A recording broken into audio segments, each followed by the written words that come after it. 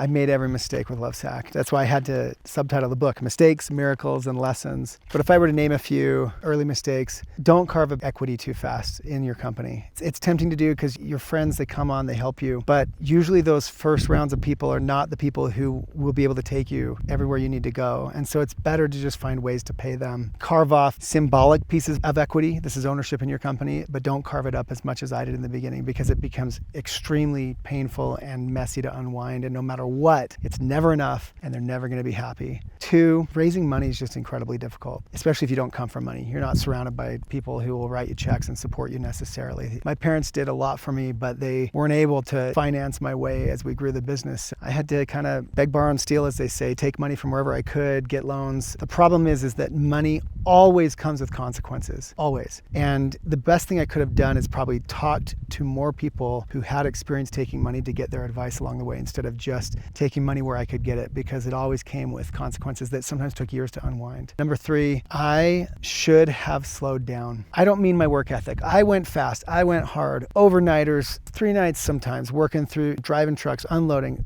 opening stores, whatever. But if I had just slowed down to think more, to be more strategic, I thought I had to grow this thing off of like my own sweat equity and the money that I could get people to loan me. The truth is, I only needed 1 or 2 successful Lovesacs for people to write me big checks who wanted to grow their money in my business. I didn't understand that. And I know that might sound very basic to people who understand finance, but in my early 20s, I didn't understand that principle. Had I taken the time to seek out more mentors, find out the things that I didn't know, and just slow down, I think I could have had a lot of success a lot faster.